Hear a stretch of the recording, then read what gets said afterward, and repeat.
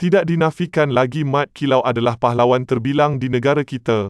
Mat Kilau atau nama sebenarnya Mat Kilau bin Imam Rasu bin Shahrom dikatakan pernah mati sebanyak 2 kali kematian palsu semasa berjuang menentang penjajah British di Pahang.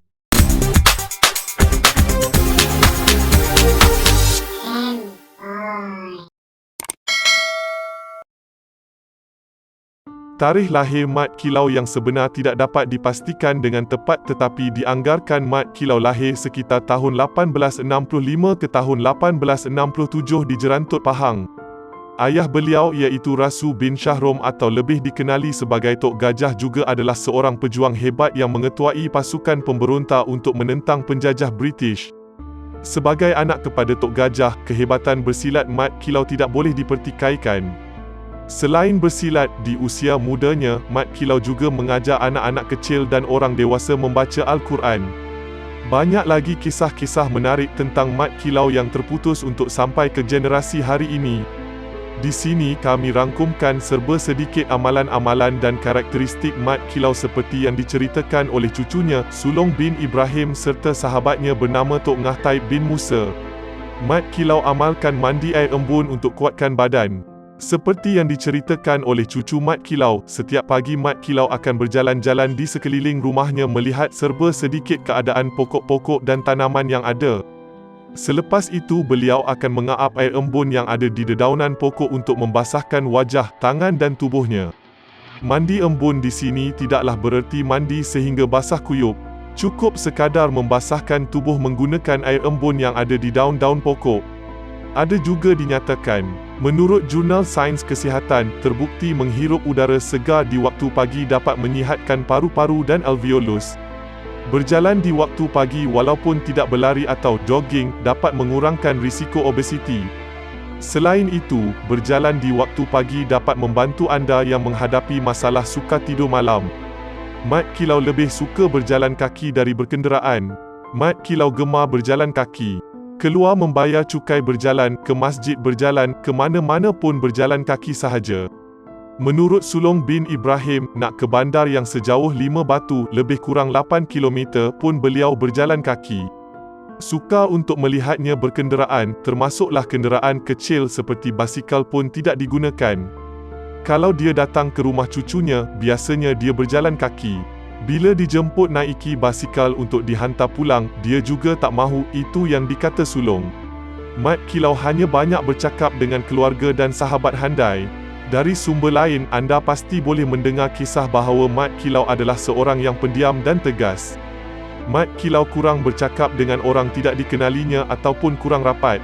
Namun, menurut cucunya, Sulong, Mat Kilau tidaklah begitu. Mat Kilau sanggup bersengkang mata sehingga lewat malam hanya untuk bercerita dengan anak cucunya. Selain bercerita, Mat Kilau juga mengajar anak cucunya membaca Al-Quran dan hal-hal ibadah yang lain. Antara permainan yang Mat Kilau sangat gemar bermain bersama anak cucunya ialah permainan dadu dan hencang buah keras iaitu laga buah keras. Ketika Mat Kilau menyamar sebagai Mat Siam, salah satu cara kenalan rapat beliau mengesahkan beliau Mat Kilau sebenar ialah melalui permainan ini. Mat Kilau tidak memilih makanan dan tidak minum sebelum selesai makan. Mat Kilau bukan jenis memilih makanan. Beliau tidak pernah mengadu tentang makanan. Ini adalah sangat bertepatan dengan hadis Rasulullah yang berbunyi, Nabi tidak pernah mencela makanan sekalipun. Apabila baginda berselera yakni suka, baginda memakannya. Apabila baginda tidak suka, baginda pun meninggalkannya yakni tidak memakannya. Hadis Bukhari dan Muslim. Selain itu, menurut Sulong bin Ibrahim, atuknya iaitu Mat Kilau juga tidak akan minum air selagi makanan belum dihabiskan. Walaupun tiada kajian sains dapat menyokong amalan ini, namun meminum air sebelum atau sesudah makan amat-amat membantu proses pencernaan makanan di dalam perut. Mat Kilau suka bersukan untuk kekal sihat dan bertenaga. Seperti yang kita tahu, Mat Kilau handle bersilat dan berlawan. Bahkan ada juga cerita lain mengatakan beliau telah menjadi guru silat kepada beberapa orang pelajar. Fakta ini sahaja membuktikan bahawa Mat Kilau adalah seorang yang fit, lincah dan lasak. Selain bersilat, Mat Kilau juga gemar bermain sepak raga dan bermain gasing. Gasing di zaman Mat Kilau bukanlah gasing kecil sebesar telur ayam seperti di zaman kita ini, tetapi gasing di zaman Mat Kilau boleh dikatakan gasing tradisional hampir sebesar tapak tangan lelaki. Amalan sentiasa bersenam ini harus kita ikuti untuk kekal sihat dan bertenaga.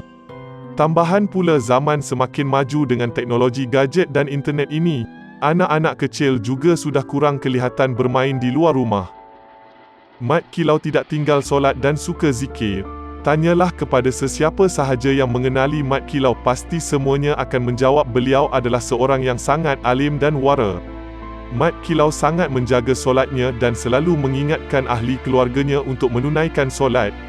Hal ini juga diceritakan oleh Tok Ngah Taib bin Musa, sahabat Mat Kilau yang bersama-sama bekerja dengan orang raja bernama Tengku Selia. Tahu tak apa yang Mat Kilau lakukan selepas pengumuman bahawa dirinya masih hidup pada 20 Disember 1969? Mat Kilau membaca Al-Fatihah sebanyak 3 kali, ayat-ayat suci dan surah Al-Baqarah ayat 1 hingga 5. Mat Kilau tidak suka gambarnya diambil. Peristiwa pada tahun 1969 di mana Mat Kilau telah mengaku bahawa dirinya masih hidup adalah sangat besar bagi negara kita. Tapi kenapa tak banyak gambarnya yang boleh kita lihat di internet? Ini adalah kerana Mat Kilau sangat pantang dan tidak suka gambarnya diambil oleh pihak media. Namun setelah dipujuk oleh ahli keluarga dan diberi penjelasan bahawa itu adalah untuk merekodkan peristiwa sejarah dan untuk kebaikan anak cucunya juga, barulah Mat Kilau membenarkan pihak media mengambil gambarnya. Kenapa dan mengapa beliau tidak suka gambarnya diambil tidak dapat diketahui. Namun ianya adalah satu langkah yang amat rasional dan patut menjadi ikutan generasi kini. Terima kasih kerana menonton. Jangan lupa ikuti kami di Nengok TV.